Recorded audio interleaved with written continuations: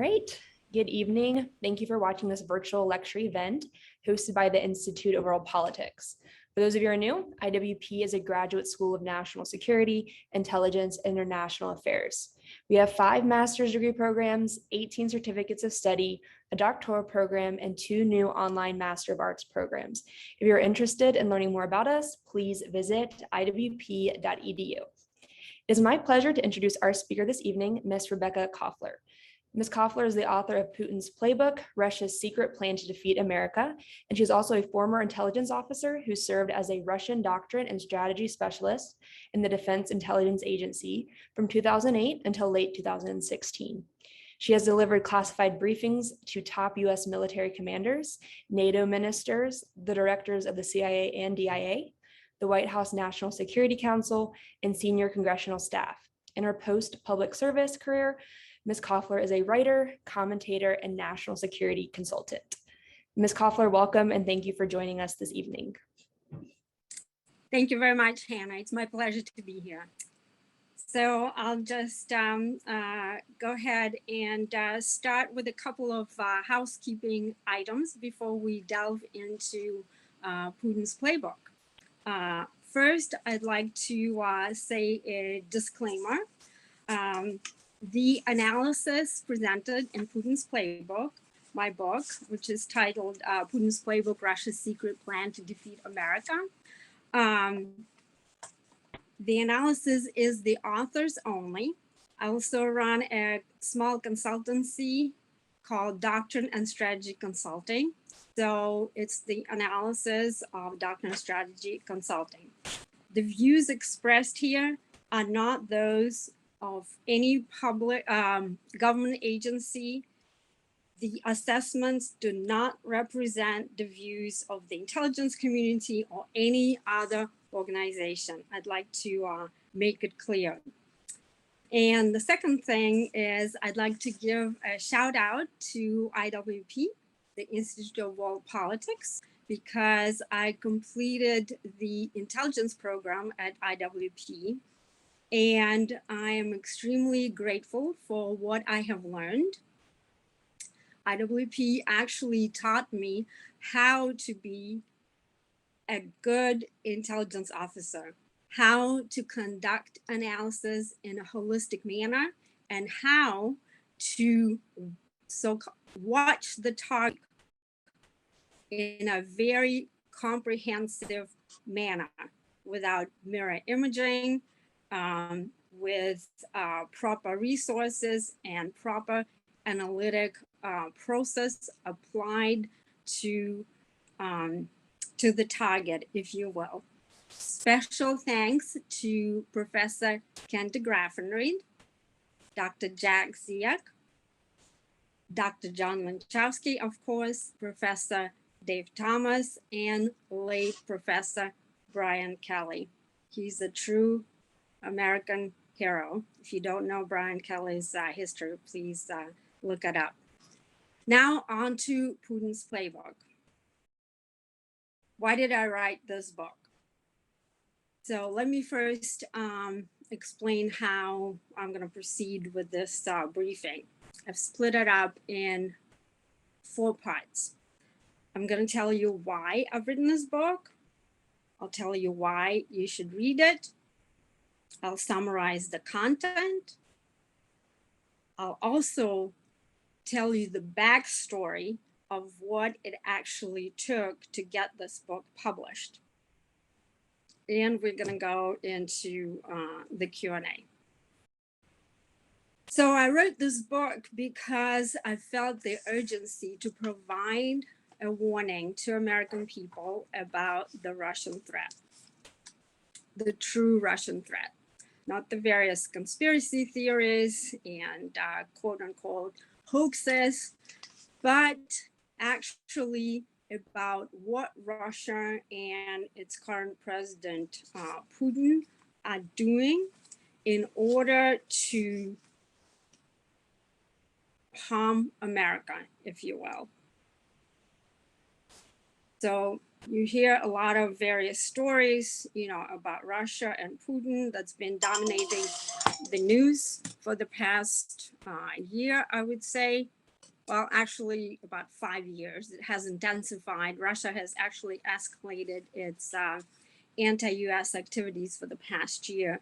But we've been hearing about the cyber attacks, about the Havana syndrome, various other things, election interference, but all of these news are just what we would call accident reporting. Nobody has actually been connecting the dots for the American people to explain what's really going on with Russia and why is Putin acting the way that he's acting.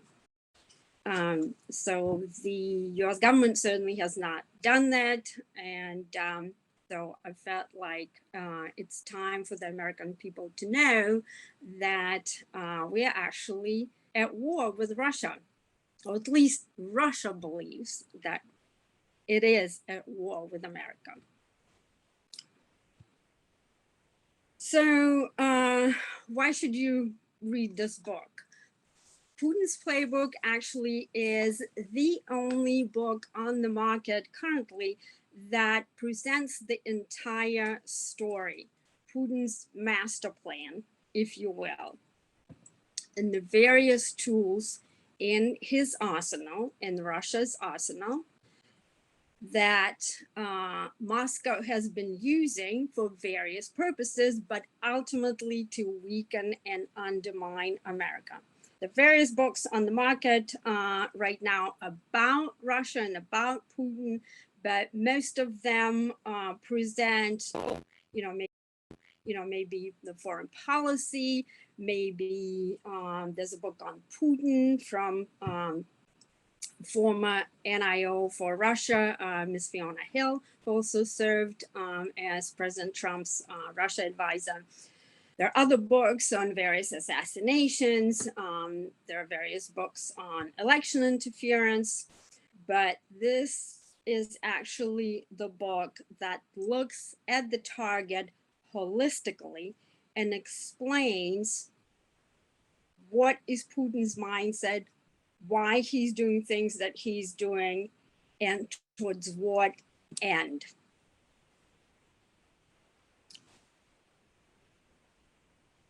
Moving on to the summary of the content. So I titled the book, Putin's Playbook, Russia's Secret Plan to Defeat America. It was not easy to write such a book.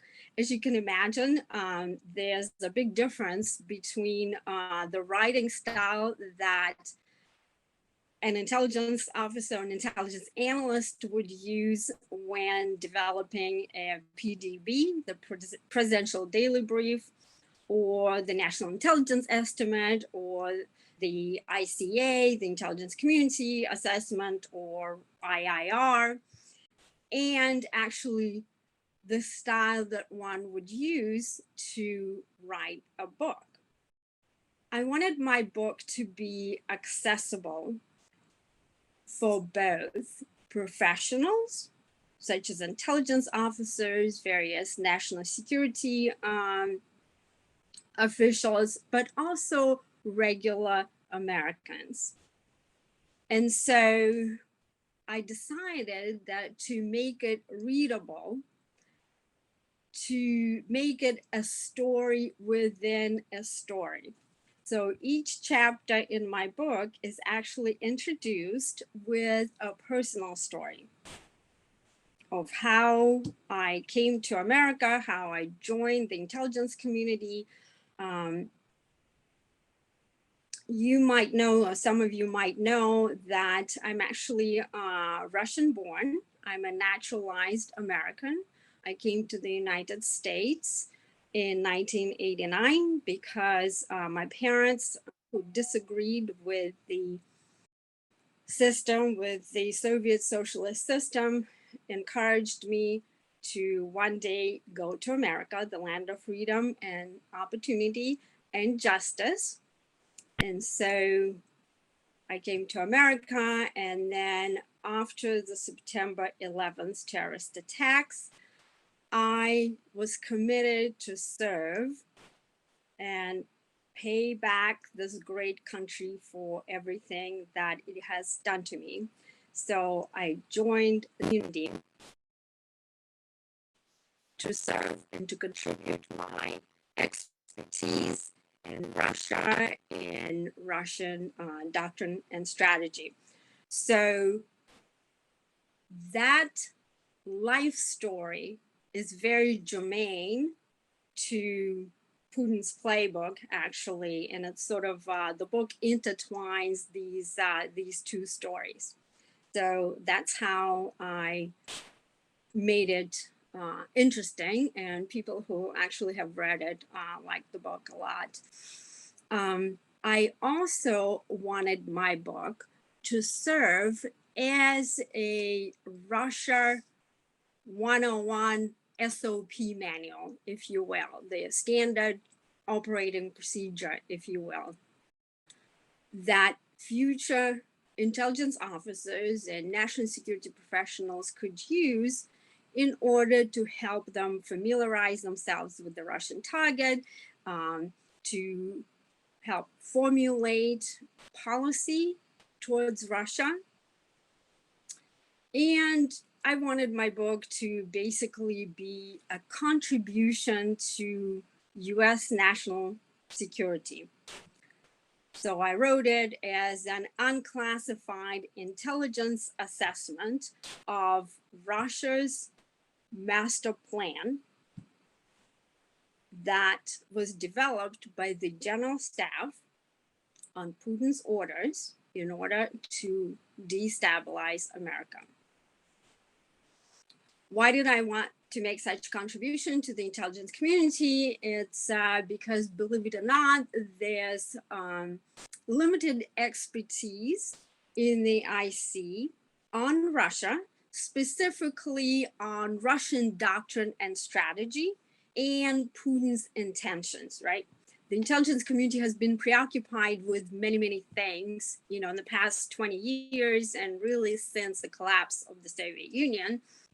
There was an expectation not only by US analysts and national security professionals, but also Western analysts in general, that Russia will become a democratic society and will no longer present a threat to the United States and the West. Well, that didn't happen. It was never in the cards, really.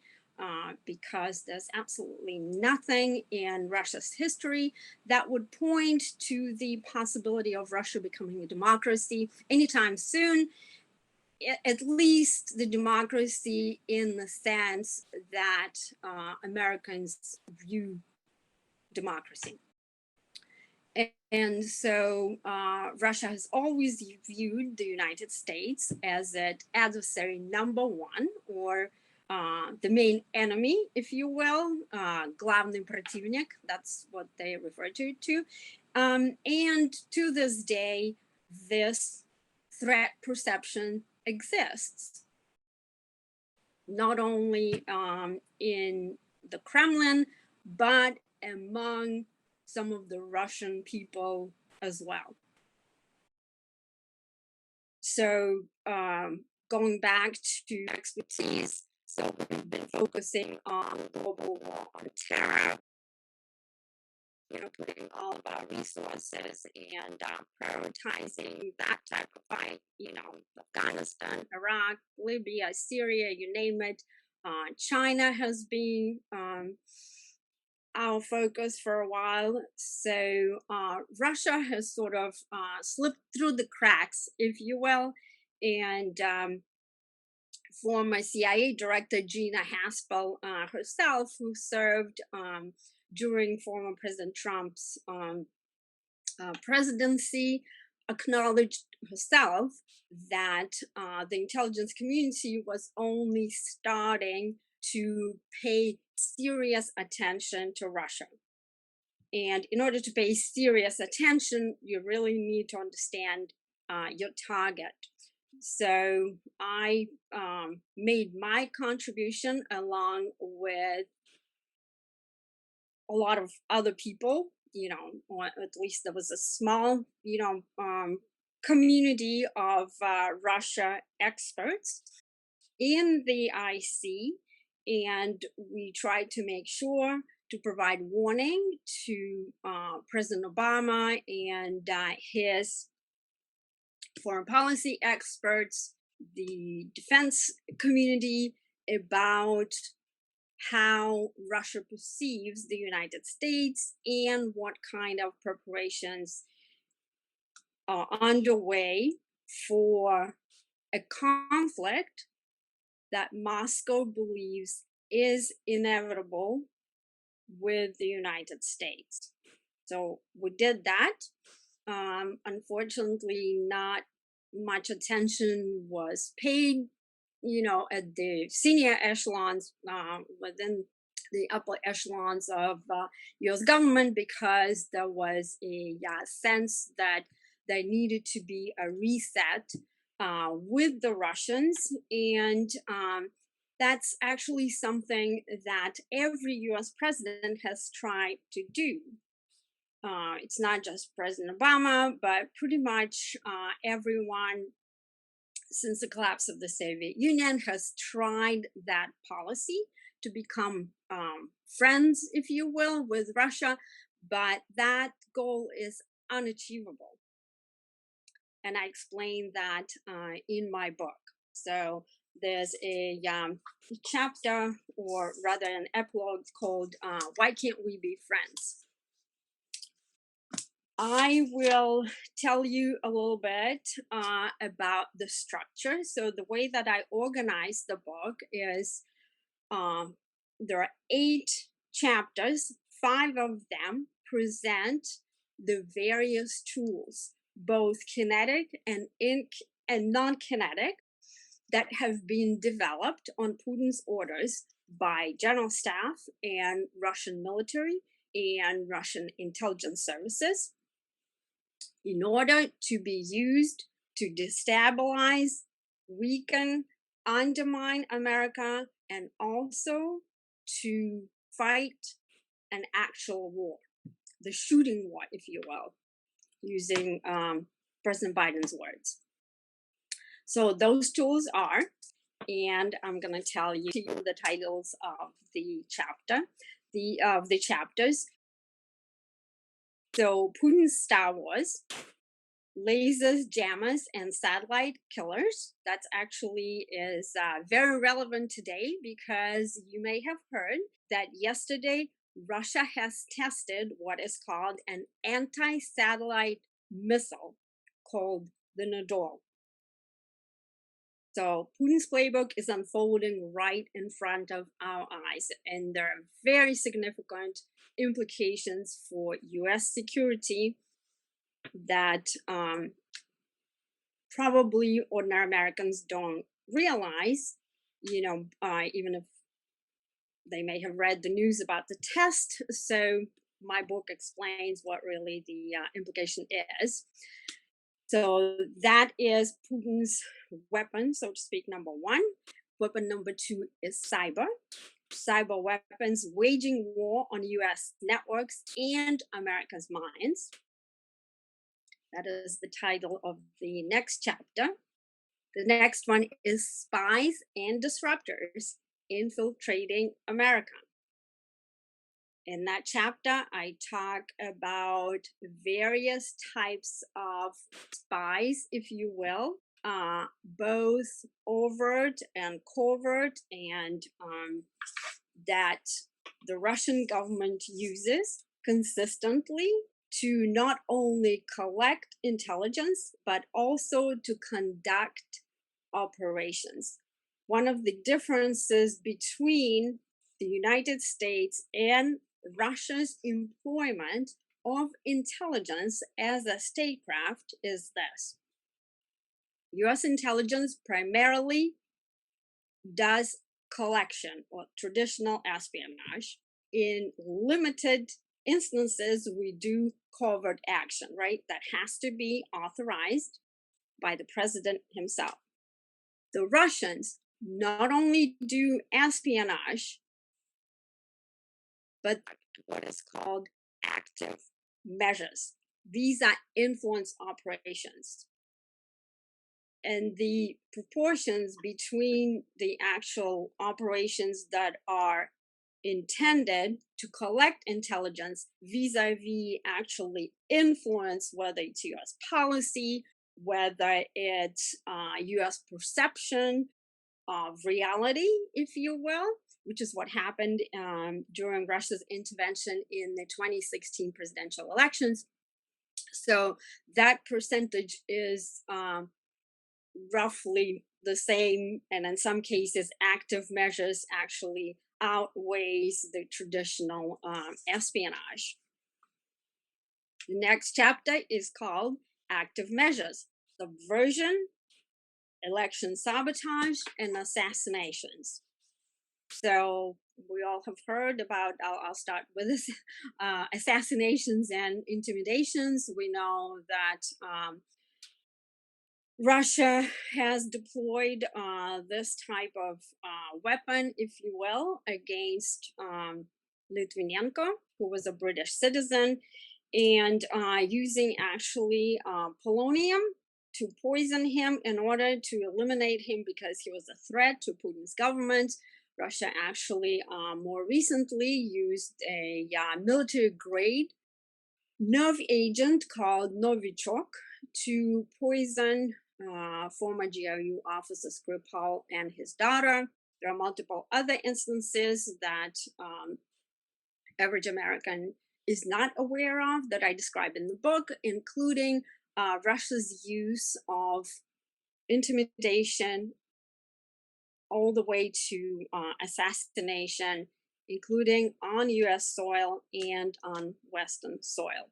And of course, I dedicate some portion of my book to Russia's election interference, which is a technique that the Russian intelligence services have been using for decades. What happened in 2016 is not unique.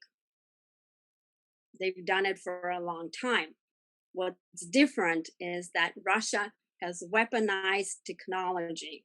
It has weaponized cyber, and it has weaponized information operations.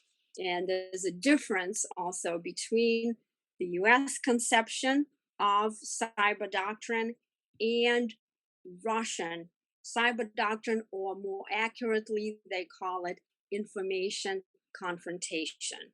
And I describe that in my book. Finally, I discussed the military option, the chapter called Putin's Military Option, Things That Go Bang. So the plan that was developed is specifically tailored towards the United States. As the Russians have watched how US and NATO conducts warfare. They've done it for the past 20 years. They have analyzed our military campaigns in Kosovo, Iraq, Afghanistan, Libya, and they've made certain conclusions. And those conclusions rather are: A, is that the United States is highly reliant on technology to conduct military operations, specifically satellites. And hence, we see Russia developing and testing and fielding a whole array of what's called counter space weapons. It's because they view our space superiority as also our vulnerability. And two, the Russians concluded that because the United States is superior in terms of kinetic capability, so Russia has developed non-kinetic capability, which allows it, in Russia's view, to dominate escalation. So there's an escalation ladder that the general staff has conceptualized that's not unlike the Herman Kahn's, nuclear escalation ladder. And so with the use of these various instruments and techniques, the Russians believe that they can out-escalate the United States in a conflict, that is. So if these various techniques don't work, that are non-kinetic, Moscow is prepared to use kinetic option, the so-called precision guided weaponry, which is a very similar capability that includes highly technical command and control, similar to what we are doing. And if that doesn't work, in order to win the conflict, Russia is prepared to go nuclear. Which conflict are we talking about here? There's absolutely no plan for the Russians to put boots on the ground in America. There's no plan to launch a bolt out of the blue sky missile strike on America. That's not what we're talking about. But what we're talking about is war in Europe. Why does Russia believe that Russia and the United States are currently on a collision course in terms of our geopolitical strategy? Both the United States and Russia are fighting for influence in Eurasia. What are we talking about here? Russia perceives its post-Soviet states, Ukraine, Georgia, Belarus, various stands, as its privileged sphere of influence. Why? Because Moscow has relied on this so-called strategic buffer for its own security. It has been a long time US policy not to allow Russia to dominate Eurasia since the collapse of the Soviet Union. And therefore, the United States has decided that it is in our interest to, quote unquote, democratize countries like Ukraine, Georgia, and help them, pursue their own development path, right? Well, Putin views it as a threat. And you probably have heard it in the news that Putin has amassed about 114,000 troops and heavy equipment right now along the Ukrainian border, and which has really unsettled the Pentagon and the White House and NATO, because there's a concern that there could be an imminent invasion of Ukraine, and some analysts believe that we should expedite Ukraine's admission to NATO, which in those experts' view would increase the safety and security of Ukraine, would have the backing of the United States. Well, I disagree with that assessment, but bottom line is that Ukraine is the contested area. Putin has articulated that admission of Ukraine into the European Union and NATO would be his red line. And so this is what the potential conflict is about. I also describe in my book various pathways to war, because no war just, occurs out of the blue. Most wars have started because of the misinterpretation and miscalculation, which is actually the case that we're concerned about, because there are a lot of activities right now going on in the Black Sea, in Eurasia, in Syria, where there's a high probability of a confrontation, actually kinetic confrontation between US and Russian forces.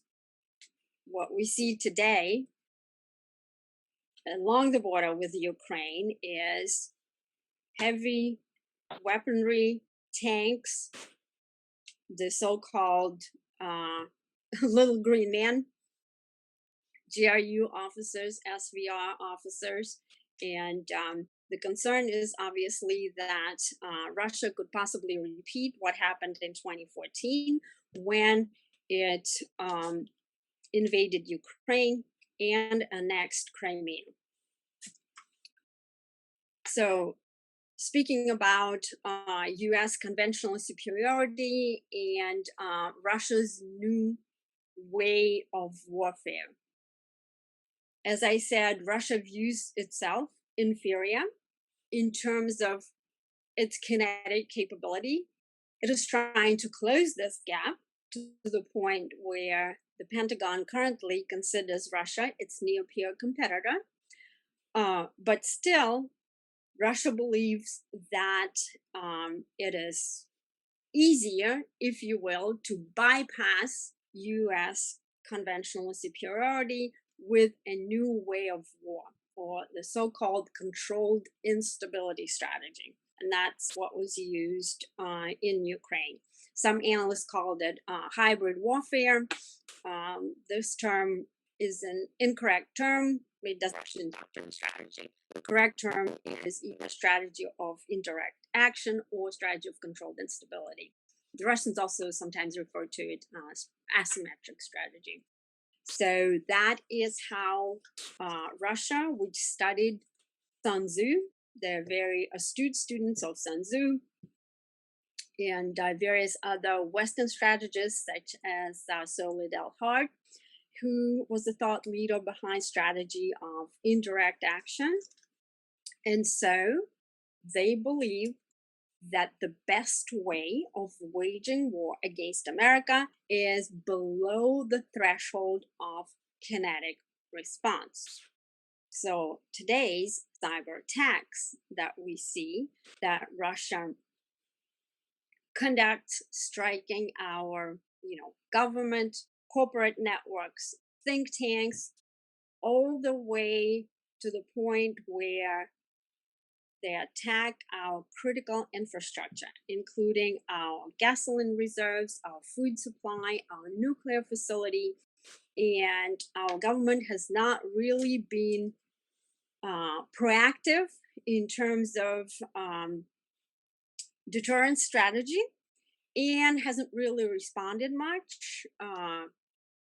Russians have been doing it for about 30 years, conducting cyber warfare, targeting the United States. The very first cyber operation called Moonlight Maze took place in the 90s, and the Russians are still attacking our network relentlessly. In the beginning of the book, I explain, as I said, why we cannot be friends. As I said, our foreign policies are directly at odds with Russia's foreign policy.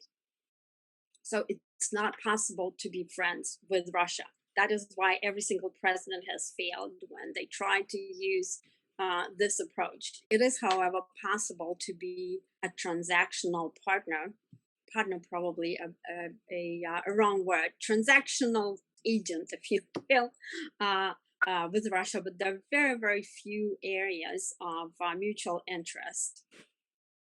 So that is why it is very difficult to deal with the Russians. And even when we have to deal with them, we always have to watch our back, right? Because the counterintelligence aspect is very significant when it comes to.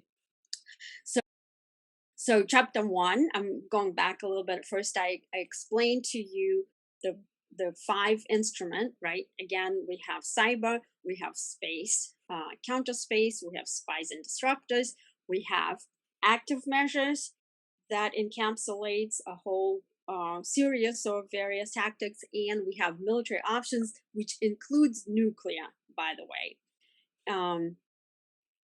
The Russian doctrine, indeed, today is even more dangerous than the doctrine that the Russians adhered to during the Cold War. So going back, I explained in first chapter how Russia is waging war today on America. So the cyber attacks that we hear in the news about is just the tip of the iceberg. There are a lot of other things that are going on that sometimes news media doesn't report. I also talk about in chapter 2 about Putin's wish list. I call it Putin's wish list America's nightmare. And I explain what the actual goals are, as well as threat perceptions. Why it is that Putin and his government believe that America presents the top security threat to Russia. And they codified it as a threat in key strategic planning documents such as the military doctrine, the national security strategy, the foreign policy concept, the information security. So all of these, it's actually very, very consistent. So, and Russia has been talking about it for at least a couple of decades. So I really don't understand it when our leaders in the intelligence community come out and they say, oh, we don't really know what Putin's intentions are. Well, of course we know. All it takes is that, you have to do your homework, right? And unfortunately, we as an institution, the national security community and the intelligence community, have not done as good of a job on the Russian target as the Russians did on us, right? This is why they've been pretty successful, if you will, applying their strategy of indirect action and controlled instability, targeting us, whether it's our elections, our computer networks, ransomware, you name it, right? And that's because they do their homework always, right? It doesn't really matter. So we prioritize our targets, like I said. Gina Haspel, President Trump's CIA director, acknowledged that the intelligence community was only then switching its priority to Russia because sometimes we're having trouble working on multiple targets, if you will, putting our resources on global war on terror, this, that, and the other, in some instances, chasing bright and shiny objects, while the Russians always do strategic intelligence on the United States, no matter what. And so that allows them to really develop a tailored strategy that they believe will work to achieve their goals. And in chapter 3, that I titled Russia Organizes for War, I actually describe the plan. The plan exists. So the title Putin's Playbook is just a colloquial, way of describing this plan.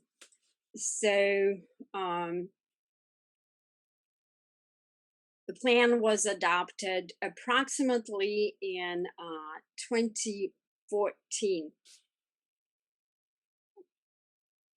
And so that chapter actually goes into various detail of what that plan consists of. So this is pretty much it as far as the content is concerned.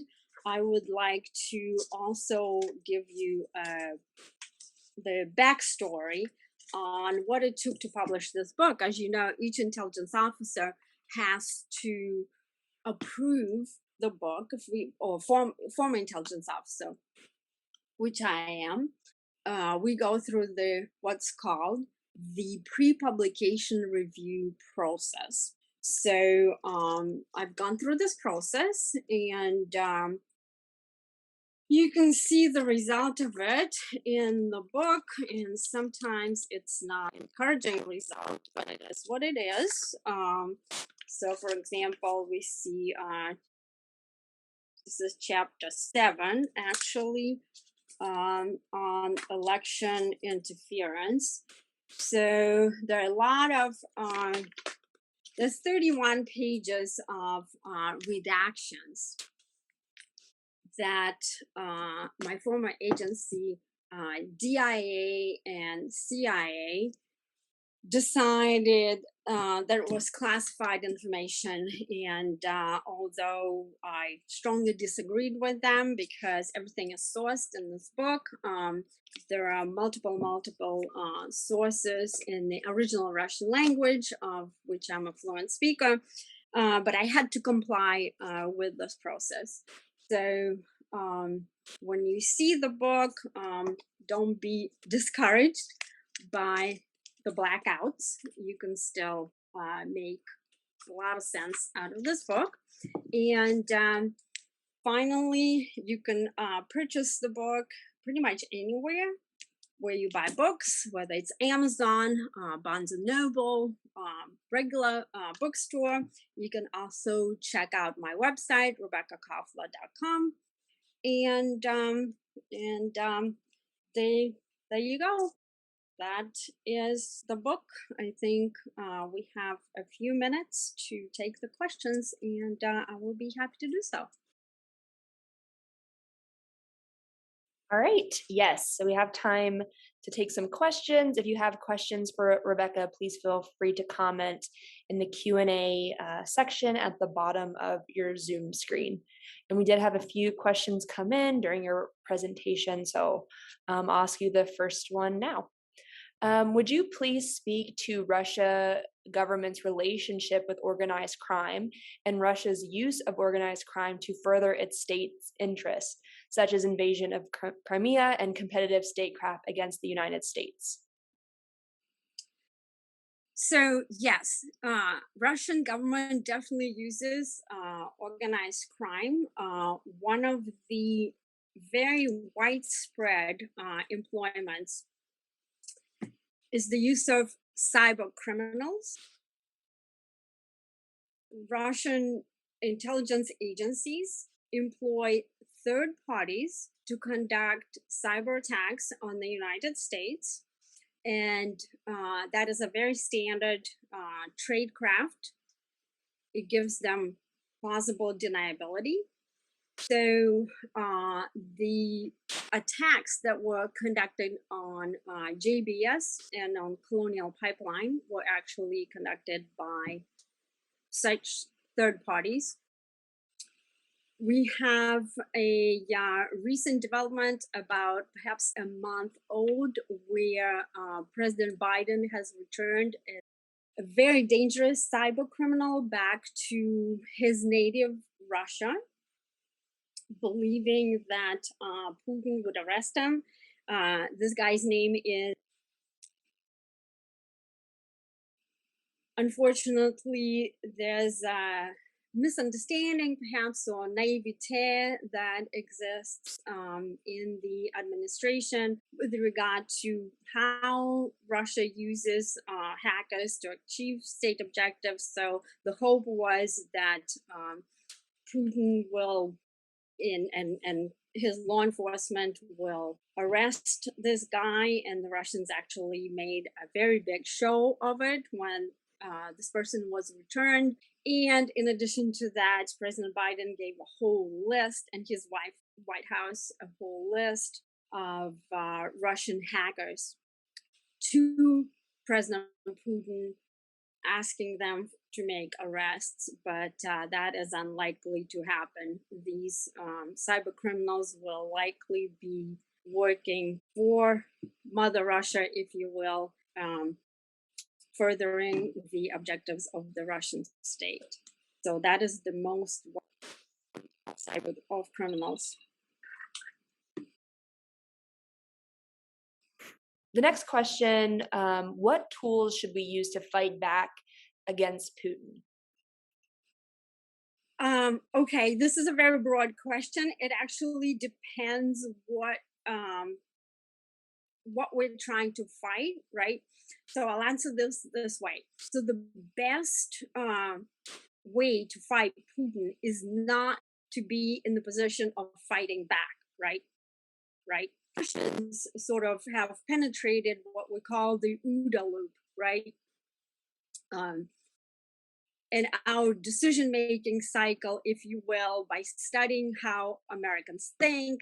And so they were able to really playing tricks, if you will. If you remember how Putin managed to convince former President Obama that Russia is going to remove chemical weapons from Syria, right? Well, that never happened, and that was never going to happen. But Putin actually wrote an opinion piece in the New York Times appealing to American people not to observe the so-called enforcement of the red line that President Obama stated with regard to Syria. The Russians understand how highly sensitive Americans are to war casualties, and so Putin was able to manipulate us, and specifically President Obama's national security experts. And so that's the best way, is to actually not to be in that position, right? The same with cyber. But now that we are in this position, the best way, again, is deterrence. There has to be a very regard to Putin's cyber warfare. It's not easy to do. I won't pretend that it's easy.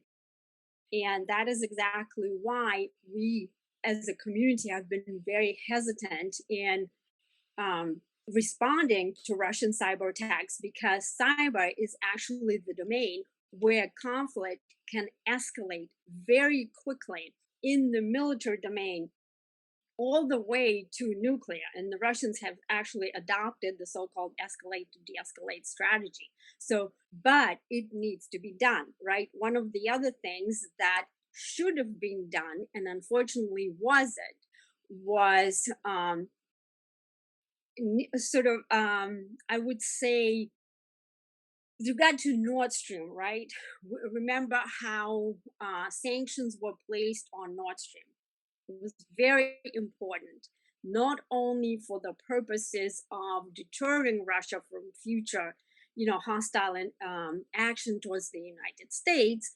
That what it would work is, because the profits from Russia's energy sector, oil and gas, flow directly into military modernization programs, not allowing Nord Stream to actually start operating, reaching full operational capability, would have been a better course of action, you see? So strong stance, peace through strength, if you will. It's a very simple approach. And it's possible, right?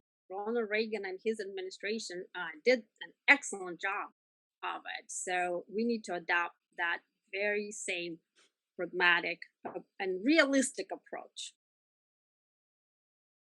Thank you. Yeah, and one attendee said that you mentioned deterrence, and you spoke a little bit about cyberspace, and he kind of adds that. But his other question is, what actually would deter Russia and Eastern Europe? That is a very tough one. Again, it depends specifically what you mean by Eastern Europe, right? Not, I would say, not all animals are equal, if you will, when it comes to Eastern Europe. So if we are talking former Soviet states, right? If we are talking about Ukraine, Georgia, Belarus, it is impossible, and I hate saying it, it's impossible to deter Putin from destabilizing Ukraine in order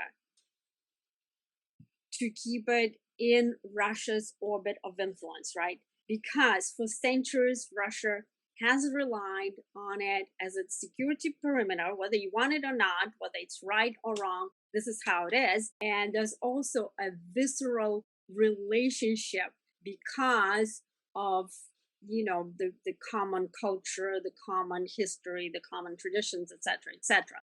Now, when we talk about, Baltics, that's different, right? When we talk about Eastern Poland, that's also different when it comes to deterrence. So, developing robust capability, both military and non kinetic, including doctrine and strategy, in order to be able to fight successfully the conflict that Russia believes is inevitable is the best deterrence.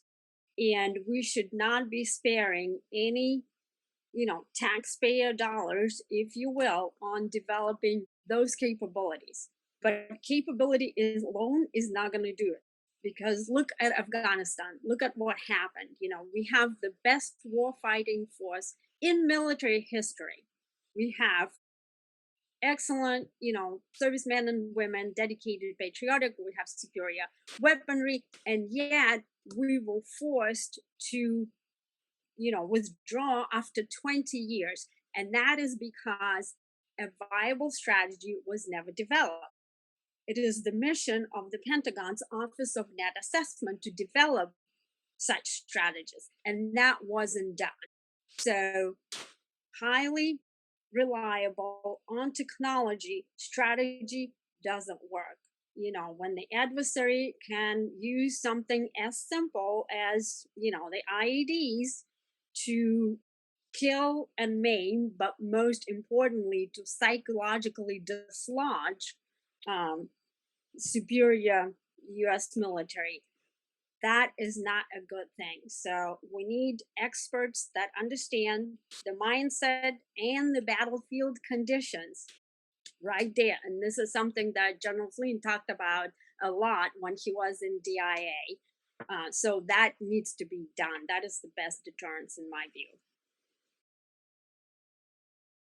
Another attendee question.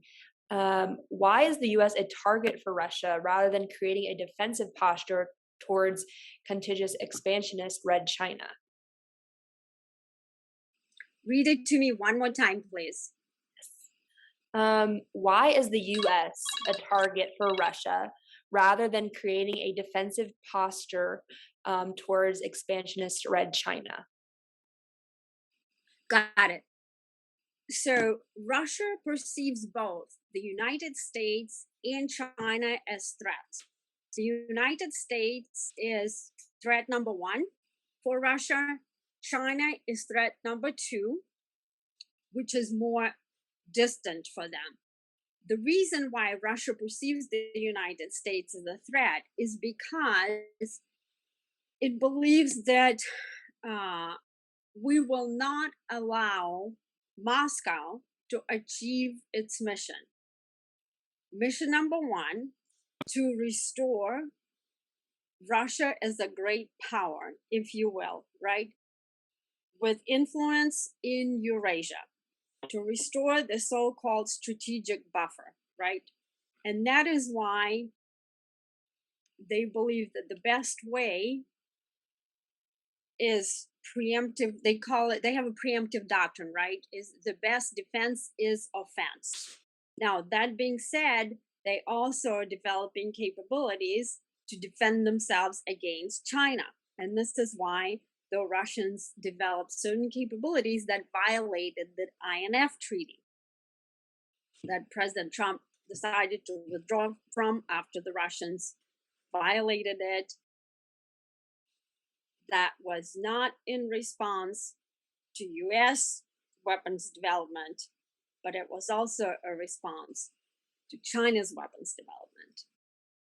So they do both. That's the net sum of what I said. They do both. I think we have time for one more question. So what do you believe is the most vulnerable when it comes to our critical infrastructure and Russian hackers? Okay, so as an Intel person, okay, I am having trouble talking about blue vulnerabilities, right? In any kind of specificity. So I will respond this way. Russia has the most superior arsenal of what they call cyber weapons of any foreign nation, right? They are second to the United States. The Russian government has put tremendous resources in developing those. I call them cyber weapons. It's not the right term. Basically, cyber capabilities, right? And they also have put tremendous intellectual firepower, if you will, in developing the doctrine on how to use them. So everything is vulnerable, and it needs to be protected. So we knew about this problem for a long time, and companies and US government agencies made the decision, it's a cost-benefit decision, not to invest in cyber defenses. This was not a smart decision, right? Other decisions that were very short-sighted were made, such as Kaspersky, quote unquote, antivirus software was deployed on US government networks, right? This is absurd. So this needs to be taken seriously. There are capabilities right now that are provided by cybersecurity companies like Mandiant, and there's a whole host of them, right? These capabilities are not cheap. So, but the government agencies, especially our like nuclear facilities, especially, I mean, look, the Russians have conducted cyber intrusions on key government agencies, the White House, the Pentagon, including the networks of the Joint Chiefs. It's a mess. It needs to be definitely given priority and defended, but also a very strong policy needs to be adopted against Russian cyber warfare. And this policy should not be giving out, a roster of 16 critical infrastructure facilities begging Putin not to attack them. That just doesn't work, right? It's very naive. We need to defend those things, and we need to start conducting offensive operations, not, very, very cautiously, but it needs to be done. All right, so I believe that is all the time that we have this evening. I would like to thank Rebecca for joining us and all of you who tuned in here on Zoom and Facebook for this very informative and also very timely talk on Rebecca's new book. If you're interested in attending other upcoming webinar events, supporting IWP, or applying to one of our graduate programs, please go to iwp.edu. Again, that's iwp.edu. And also make sure to check out Rebecca's book, Putin's Playbook, at a store near you. All right. Thank you so much.